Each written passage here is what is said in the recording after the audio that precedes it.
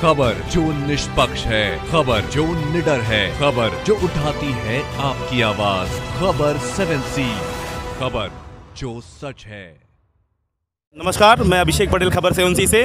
आइए हम आपको ले चलते हैं यहाँ पे रामनगर ब्लॉक के अंतर्गत आदिपुर गांव में। आज जिला सहायक अध्यक्ष जो है हमारे उदय प्रताप पटेल जी का आज तिलक है, और उसी तिलक में हमारे सरदार सेना के राष्ट्रीय अध्यक्ष हमारे RS पटेल जी यहाँ मौजूद हैं इस समय।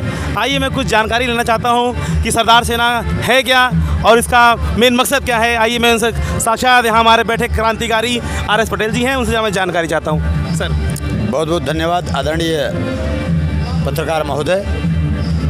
सबसे पहले धन्यवाद इसलिए आपको क्योंकि आप सब लोग इस देश और इस समाज में जो पिलर के रूप में आप पारदर्शिता लाते हैं, आपके माध्यम से ही देश में रोचक चीज़ों को स्थापित करने का वक्त होता है। आप किसी चीज़ को जिस तरीके से प्रेजेंट करते हैं समाज के बीच में, उसी तरीके से वो चीज़ दिखाई देती है।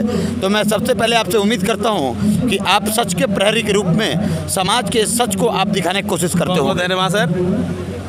धन्यवाद सर। मुझे बताएं सर, ये जो आपका सरदार सेना चला है सर, मेन मकसद क्या है सर, और ये हमारे आरक्षण के लिए जो आप इसमें लड़ाई लड़ रहे हैं, इसमें कहाँ तक ये उपलब्धियाँ पहुँची और क्या चल रहा है इसमें सर? धन्यवाद साथी। सर्वप्रथम आपको धन्यवाद। My self doctor RS Patel, राष्ट्रीय अध्यक्ष सरदार सेना।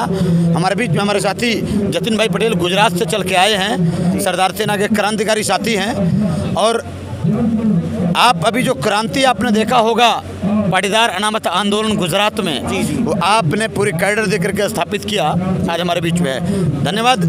आपने क्वेश्चन किया कि सरदार सेना क्या है, तो पहले ये जान लें कि सरदार सेना एक सामाजिक क्रांतिकारी संगठन है जो इस देश में सामाजिक आंदोलनों को खड़ा करके देश में जो आज गुलामी की जंजीर में जकड़ने की राजनेताओं द्वारा पुनः कोशिश की जा रही है, उसके खिलाफ एक जंग ऐलान है। सरदार सेना कैडराइज लीडरशिप खड़ा करने का नाम है। सरदार सेना दलितों, पिछड़ों, अल्पसंख्यकों, वंचितों के अधिकारों को लड़ने वाले क्रांतिकारी संगठन का नाम है। सरदार सेना इस देश में सामाजिकता को स्थापित करके सामंतवाद को खत्म करने वाले क्रांतिकारी संगठन का नाम है। सरदार सेना इस देश में पिछड़ों, दलितों, कामेरों, वंचितों के अधिकारों को उनके तक पहुंचाने वाले संगठन का क्रांतिकारी संगठन नाम है। आपको एक लाइन में बताएं तो पूरे देश में OBC के अधिकारों को स्थापित करके उनके घर तक पहुंचाने का बीड़ा सरदार सेना संगठन ने उठाया है। मतलब मेन मकसद ये कि इस संगठन के माध्यम से आप जो हमारे पिछड़े कुचले लोग हैं उनके अधिकार को आप दिलाने का ये मेन संगठन का कार्य ही हमें जहाँ तक समझ में आता है। और मुझे सर बताएं जरा कि जो अभी ये लेखपाल भर्ती जो आज कैंसिल हुई है, उसमें आपकी सरदार सेना क्या कर रही है सर? बहुत बहुत धन्यवाद साथी। पहले आपको बता दें कि अभी 5 मार्च को भारत बंद हुआ जी, तो उसके बारे में पहले आपको क्लियर करा दें जी। देश में तमाम नेता हैं, तमाम दलित और OBC के नेता सदन में हैं, लोकसभा में 13 पॉइंट रोस्टर के मुद्दे पर पूरे देश में आग लगी थी। दलित और पिछड़ा समुदाय का एक एक व्यक्ति चिल्ला रहा था, लेकिन कोई नेता इस पर अग्रमुख होकर के उसको लागू नहीं करा पाया 200 पॉइंट रोस्टर को। सरदार सेना सहित तमाम दलित पिछड़ों के लोगों ने इकट्ठा होकर भारत बंद के आयोजन को सफल किया। तदुपरांत तुरंत एक तरफ भारत बंद चल रहा था और 2 घंटे के अंदर भारत के सामंतवादी सरकार को 200 पॉइंट रोस्टर के लिए निर्णय लेके आना पड़ा। ये सामाजिक ताकत है। आपने पूछा लेखपाल की भर्ती, तो हम आपको बता दें 8 मार्च को सरदार सेना ने गोंडा में एक बड़ा रैली करके, पदयात्रा करके सैकड़ों साथियों को लेकर के गोंडा में कूच किया और जिलाधिकारी महोदय को ज्ञापन दिया और राज्यपाल को नामित ज्ञापन दिया।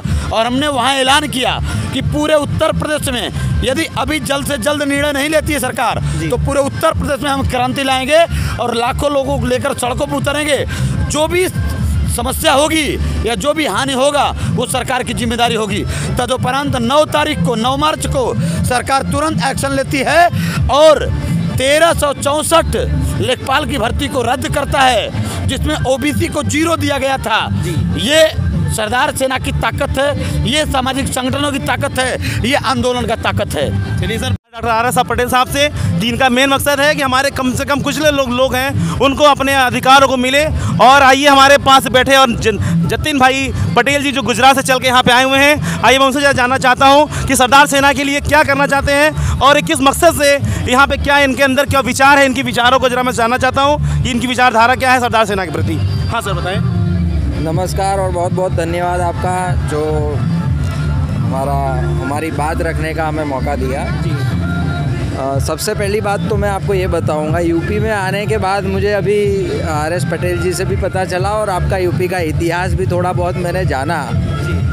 तो उसमें हमने पाया कि यूपी की धरती ने राजनीतिक नेता बहुत दिए हैं, राजनीतिक इतिहास भी बहुत तगड़ा रहा है कुर्मियों का, लेकिन सामाजिक इतिहास नहीं बना पाई है यूपी की धरती कुर्मियों के नाम पे। गुजरात में जैसे सरदार पटेल ने बनाया सामाजिक इतिहास, वैसे यूपी में भी सामाजिक इतिहास बनाने जा रही है सरदार सेना, उसी पे काम होगा।